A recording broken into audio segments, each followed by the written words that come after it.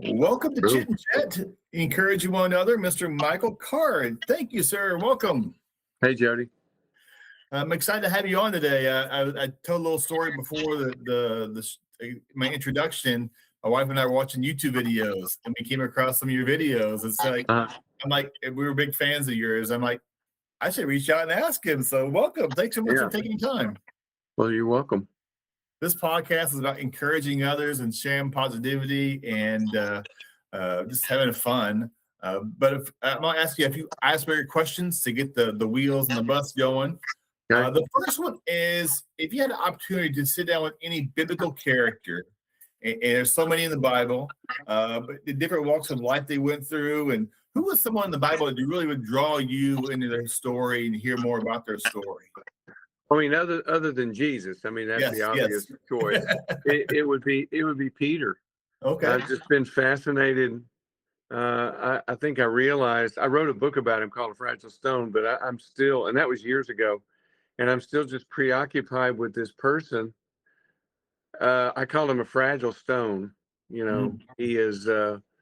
I think he's the only other fully formed character in the gospel besides Jesus. I mean, I think I counted. He's referred to like 200 times or something like that, and everybody says, "Oh, what about John, the beloved disciple?" He's referred to like 17 times. So Peter is just all over the Gospels, and I think he's the person I would love to sit down with. Mm. That'd be a unique conversation for sure. Yeah. Is there a song or a piece of music that really has been a significant impact in your life? You hear it, or a piece of music you like, kind of get you back to true north a little bit, and kind of a piece about it.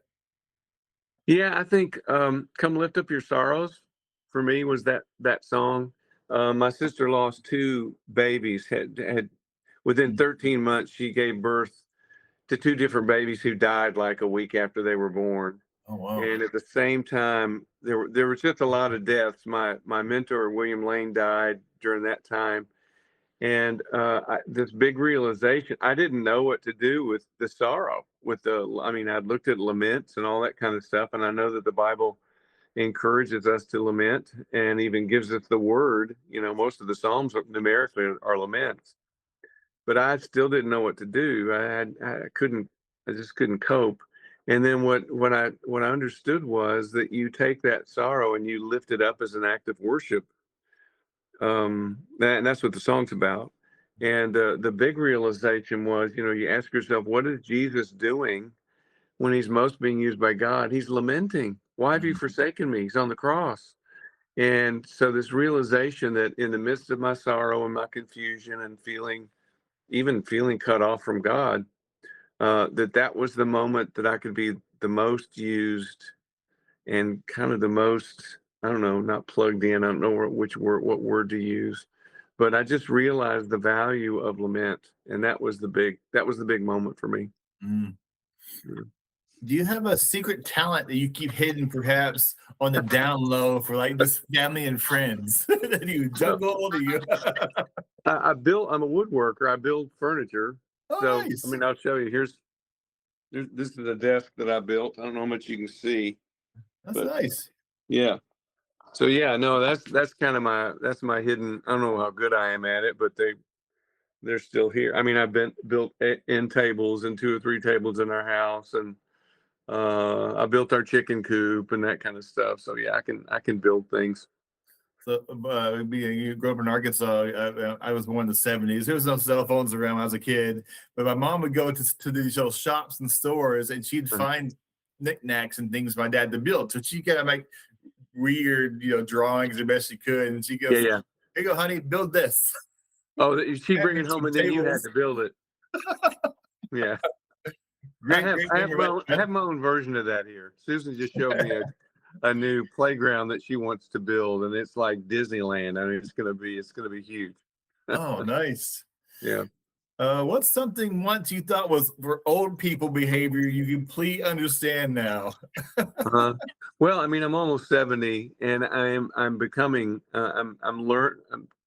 My big problem is all my life, I always had an older man who could kind of show me what it Mhm. was like, what I needed to do. Dr. Lane, Bill Lane was my mentor for 30 years, and he was about 20 years older than me. So I would kind of watch him, and he would show me. But when you get to be my age, my grandfather would say, I live in an ever narrowing circle of friends. I mean, I don't, there's no old guys, no guys older than me that I can look to now and say, okay, I'm almost 70. What should this look like? And so it's funny you start making it up on your own at this point. But I'm not defined by my age, but I admire old people. I mean, I have no problems with being. I'm 68, but of course, I've been complaining about getting old since I was 20. So Yeah, I hit yeah, 55, 56 this year. I'm like, I can see the crack of retirement in the exactly. court. Okay, well, you're just getting there. 50, 60, I got the 65, just gray. getting there. Yeah. Yeah. So you got a lot of figuring out to do, Jody. Every day, yes. Yeah. 4 kids, 3 grandkids, every day. Been married 33 years, and so yeah, every day is a new day for sure. Yes. Well, I've been married 46 years and I got 7 grandkids. Oh, awesome. So, it sounds like we're on the same trajectory.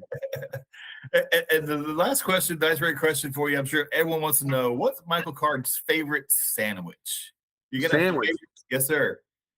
Well, that's hard to say. I really like tuna fish. I made up a big batch of tuna fish yesterday, and I just had the tuna fish sandwich.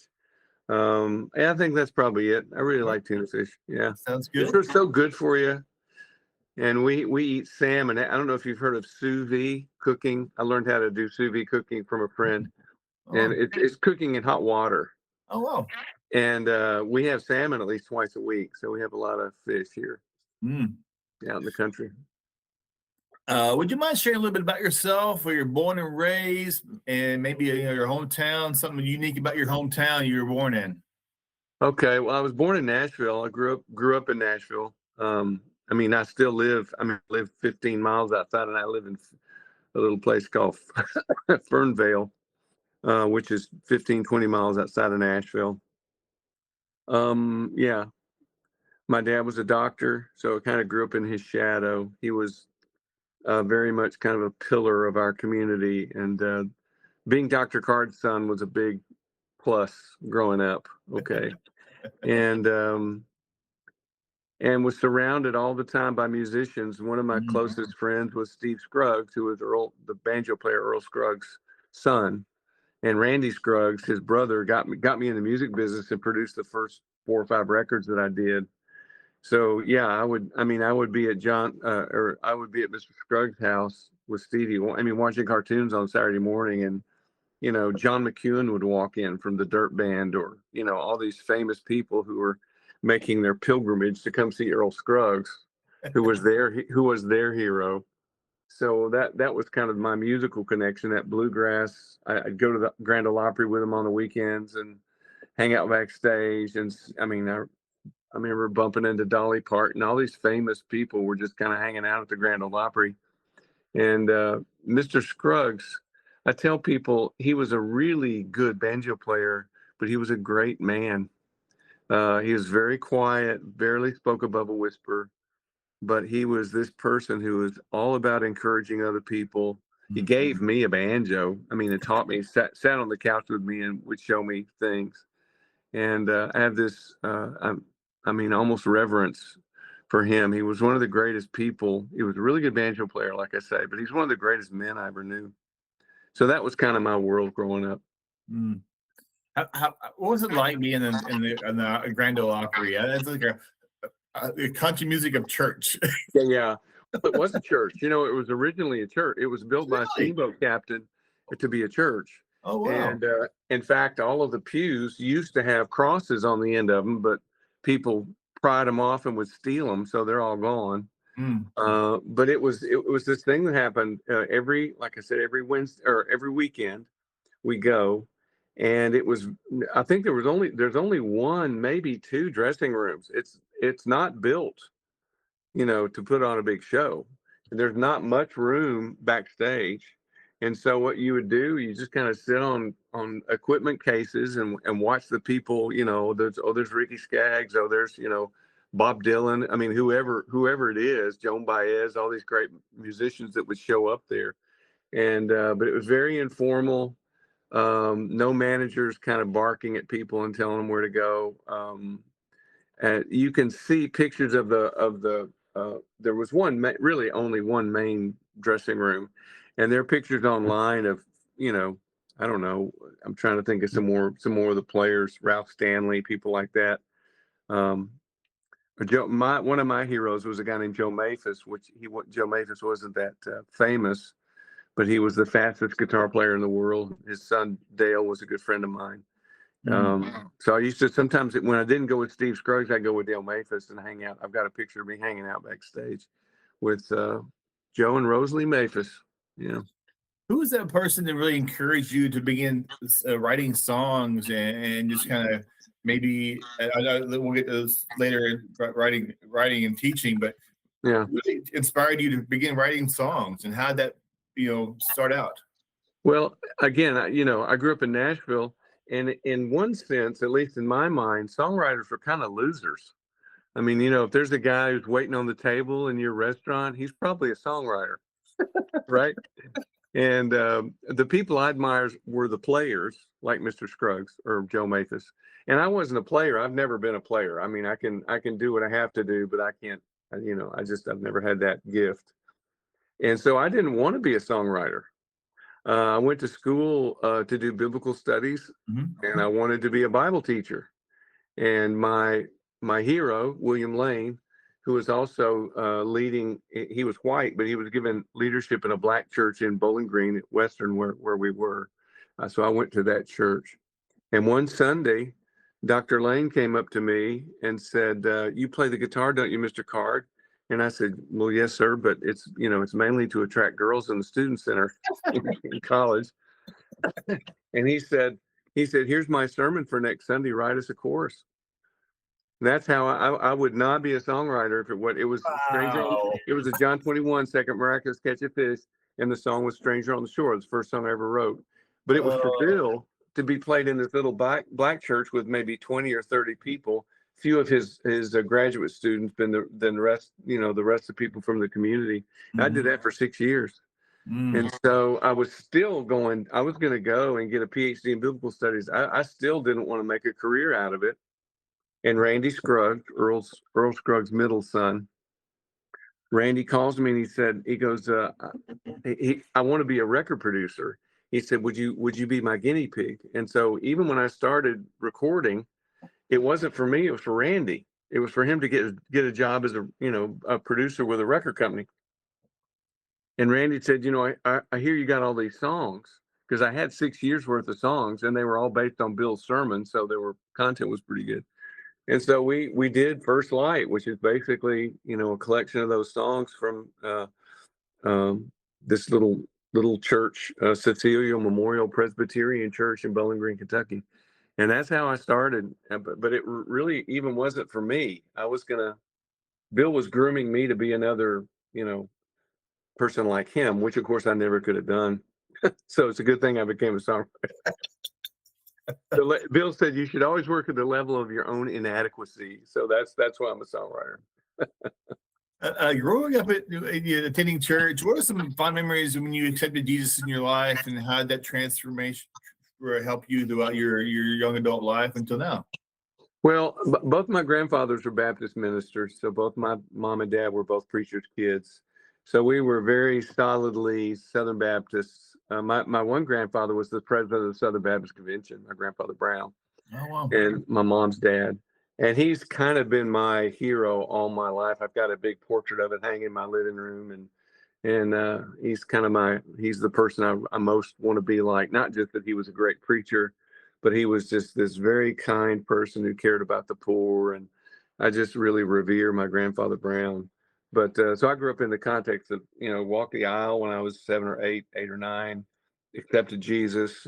Always went to Sunday school, and just grew up, my whole life kind of knowing who he was. But I really think there comes a time in everyone's life when you differentiate your family, your mom and dad's faith into your own faith. And that happened for me when I was 14. When I was 14, I realized, it just became personal in a way that had not been personal before. And kind of that's the point I really gave my life to him. And then for me, it was Bible study. Everything was Bible study. Yeah. It's kind of drew you in. The particular Bible book of the Bible, it really draws you in that you really enjoy sharing, or is it kind of wherever the Lord leads you? Well, I mean, Gospels in general, life of Jesus, sort of in general, and John ends up being kind of everybody's favorite. 92% unique from Matthew, Mark, and Luke. But I'm basically I'm a Gospels person. Yeah, all the life situations from the different churches, and who's Matthew, who's Mark. I'm working on Mark right now. I'm teaching him. I teach Bible on Wednesday night at my church, and we're working through Mark and Peter's influence and seeing his fingerprint and that sort of thing. That's the stuff that I really resonate with. I'm not so much a Paul guy, because Paul is basically dealing with problems. I mean, with this Bible study I teach, I'm going to have to teach through the Pauline letters, and it's not that I dread it, but basically, if you're going to understand Paul, you have to understand the life situation of the church he's writing to and what's wrong, what's going wrong. And that was Bill's specialty. So I heard Bill teach on that for years. I'm going back to your Randy Scruggs for a second. Your first album came out in 1991. What was that like, getting your first album out with some songs on it you wrote and worked on, the hours? What was that like for you? Did you really like? Was it 91 or was it 81? Maybe 81. It was first light. Yeah. I think it was 81. Okay. Yeah. I don't know. I just again, it wasn't what I wanted. So it's not like, oh, this is the fulfillment of some lifelong dream that I had. It was just, I mean, the big thing for me was I got to be in the studio with Randy Scruggs, who was kind of my musical hero. And Mr. Scruggs played on that record too. I think there's 2 songs he came in and played the banjo on. So the banjo on that record is Earl Scruggs. Okay. And eventually I started working with a guy named Norbert Putnam, who was Dan Fogelberg's producer, who was Joan Baez, he produced all these people. And I got to work with Russ Kunkel, who's James Taylor's drummer. And that was all because Norbert, none of these people cared or knew who I was, but because Norbert could ask anybody and they would come play. And Kirk Whalum, the saxophone player. I mean, so the big thing for me was not the record coming out. I got to play with all these musicians that I really admired, and that was pretty huge. A lot of painting yourself, like, is this real? Yeah, exactly. Yeah, exactly. I mean, I can remember, I think it was John McEwen from the Nitty Gritty Dirt Band. He came in and played banjo on something. And I just giggled the whole time he was there because he was my hero. I had to apologize. That is awesome. He's still my hero. I just think he's a great player. Some folks write songs by basing on starting a melody or a scripture, or are there different ways you write songs, or how God puts on your heart, or you just trying to tell a story? They all happen differently. Sometimes you hear you get a melody that you're excited about, and you listen to the melody. And I always would try to say, what is the melody saying? And write words so that the words and the melody fit together. Sometimes for me, most of the time, it was just there was some idea. I wrote a song called "Known by the Scars" when I sort of saw in Scripture that after Jesus was raised from the dead, he never points to his face or to his this wart or my brown eyes. When he wants to be recognized, he always points to his scars. He says, "This is me." And so the idea of he's known by the scars. See, became this big idea, and you get all excited and you write a song about it. Yeah. I recently pulled up your Joy in the Journey, 10 Years of Greatest Hits. One of my favorite, I believe, came out in 1994, if I'm not mistaken. Probably am. But I love the Chorus of Faith and Come to the Table, my 2 favorite ones. Yeah, Come to the Table was written for Bill Lane for a Lord's Supper service in that little black church in Bowling Green. That's one of the first songs that got written. Oh. Yeah. Those are my favorite. I interrupted you. What were you saying? Those are my favorite 2 songs on that. And the most popular one is El Shaddai.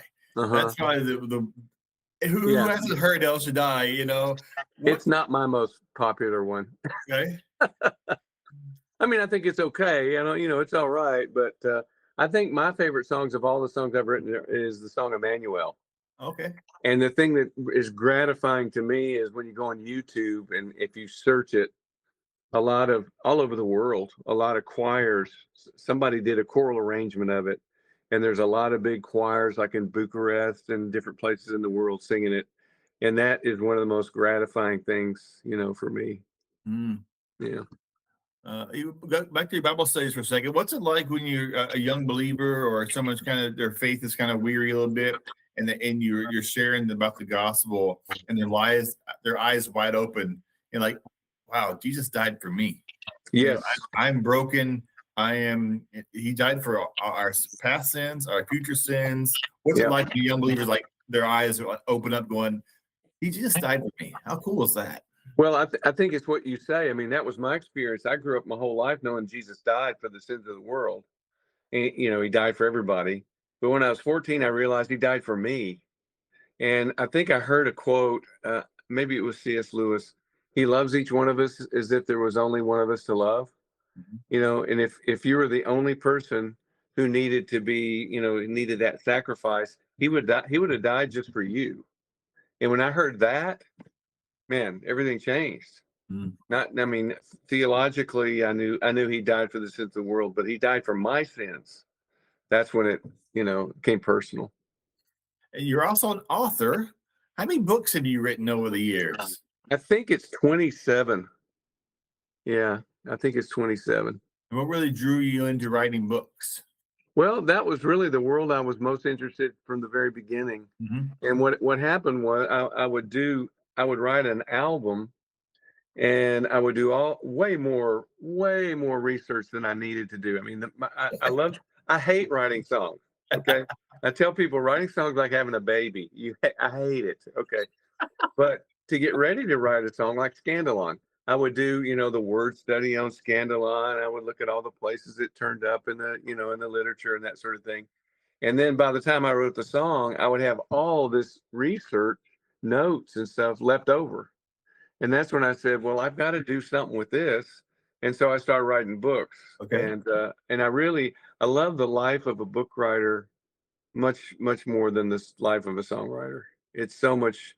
Writing songs is just really hard, but writing a book is you research and you study and kind of enrich your understanding. I'm writing right now what's going to be my last book on all the details of the life of Jesus and what they mean. Mm. And I'm having so much. I've been working on it for 10 years, but I'm having so much fun, you know, getting all the research done. Yeah. Um, I also came across a book called Sacred Sorrow, where you won Hmm. a gold medallion book award Uh-huh. focused on the aspects of faith. You want to share about that a little bit as well? Well, the lament book that Okay. we, Okay. when I talked about this idea that you can a sacred sorrow, this sorrow that you have is this gift that you can offer up to the Lord. And I think I know it's helped me, and I've talked to a lot of people that this idea has really helped because they don't know what do I do with my sorrow and my confusion. And no one had ever told me that growing up. I'd never heard this idea that you take those things and you offer those things up in an act of worship. And again, like I said, that's what Jesus is doing on the cross. Hmm. Why have you forsaken me?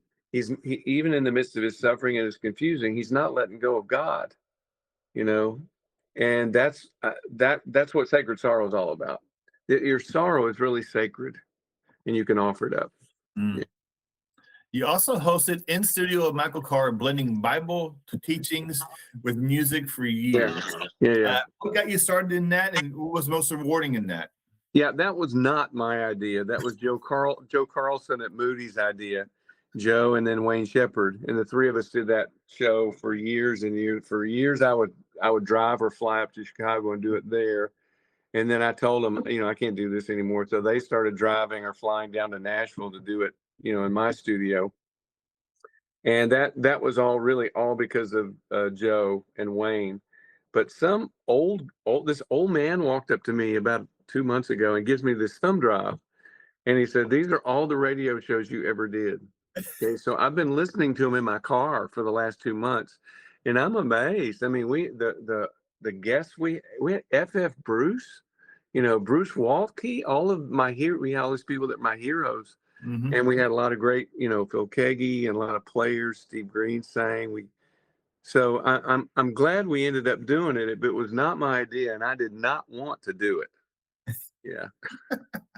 I had a few years ago. I did been doing this show for about 3 years, 3.5 years. I took a break for about a year, and I'm doing Uh-huh. video and audio. And I had Kathy Kagi on, and I was shocked when she said yes, and to hear her story, Yeah. and so honored having people on from all walks of life. I'll ask anybody. Sure. Just the time to chat and share encouragement. So that's pretty cool that someone came across you with those thumb drives. Uh-huh. Yeah, yeah, it was so cool. And I would have never done that. I mean, I don't know where. I guess he went to Spotify and downloaded them or something. Also, reading you and your wife have been involved in your community and building, helping different areas. What are some Yeah. areas in your area you really guys help out in your community?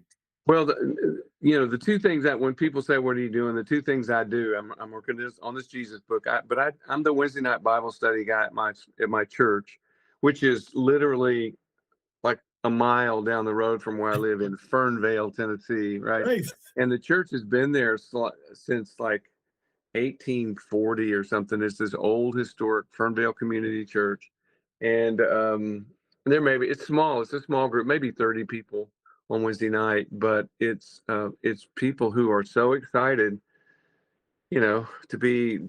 Dr. Lane taught me to engage with the scripture at the level of the informed imagination. That's what we're doing. You do your Mm. homework, you get the background, you do the study in the backgrounds, but then you engage.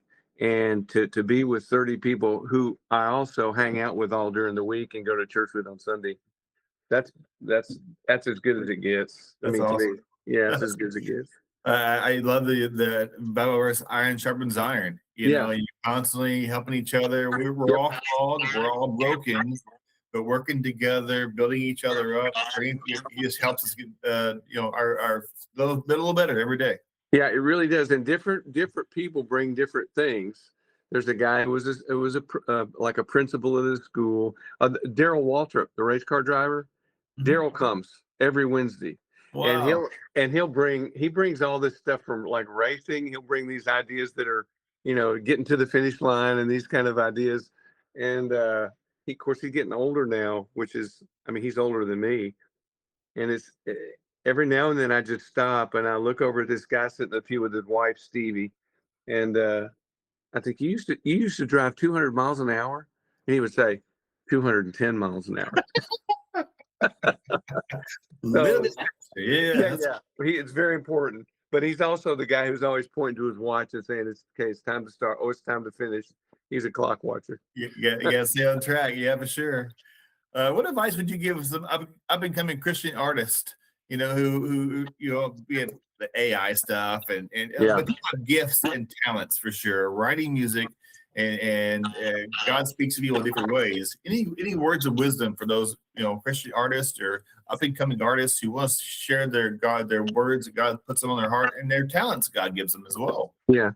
Well, I mean, I've always said this. I mean, before, when there was kind of this big Christian music industry, I don't really think it exists anymore, at least not like that.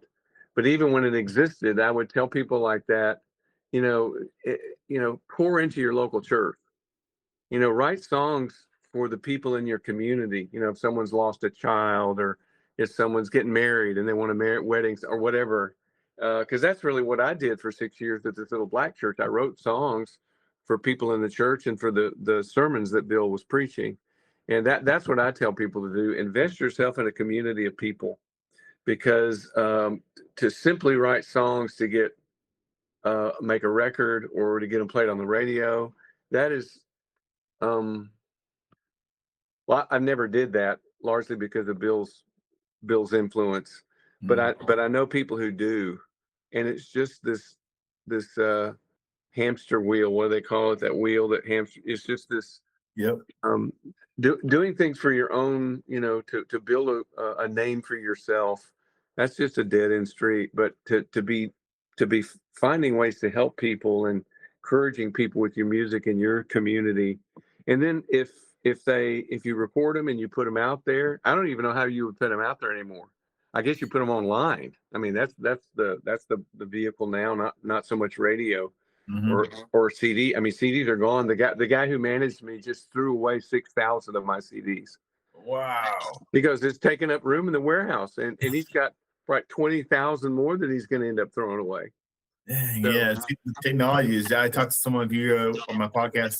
He's been in the music industry for 40 years, from record to now. Yeah, 180. It's crazy. Yeah. Well, my first, I made records. I made LPs. That my first things came out on LP, and so I've gone from that to cassette to CD to whatever it is now, like downloads. And a lot of things happened. It was not just the format.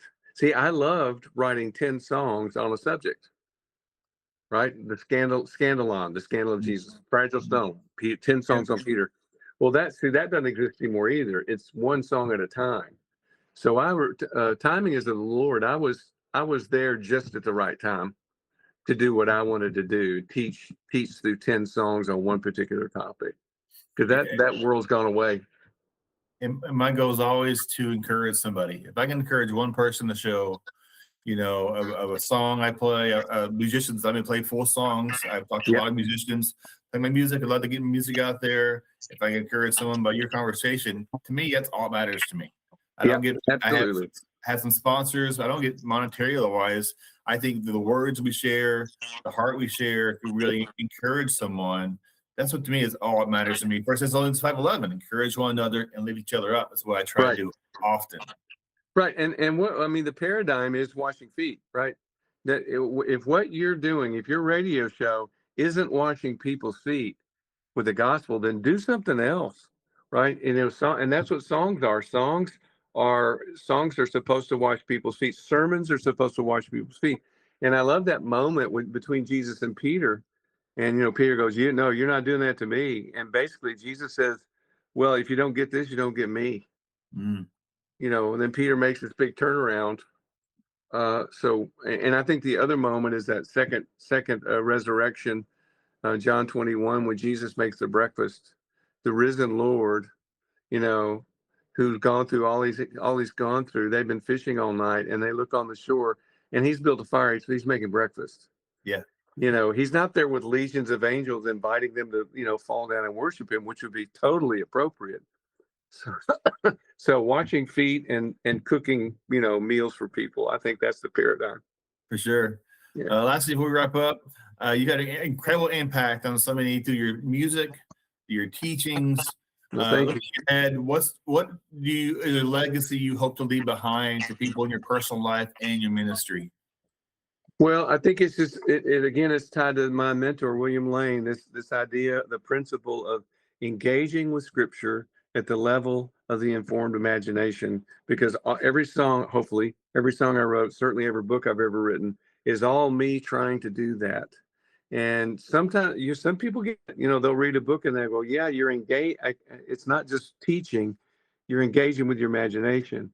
And I think if I want to leave anything behind, I'd love to inspire or give people the desire to engage with Scripture like that. Not just theologically, not just to argue with, not even just devotionally, but this sort of, your imagination is the bridge between your heart and your mind. And if you can engage with your imagination, you bring both your heart and your mind into studying and understanding Scripture. And that, to me, that method I think that's what I most want to leave behind. I'm so honored today to have you on, hear your story, and beyond grateful and thankful for the time. Big fan of your music. And just thank you so much, and continued success for your family and your health and your church. Just thank you for the time today. I want to chat a little bit. We'll stop the interview, but I want to chat with you a little bit offline. And thank you again for this opportunity. Just a blessing. Thank you so much. Thanks, Jody.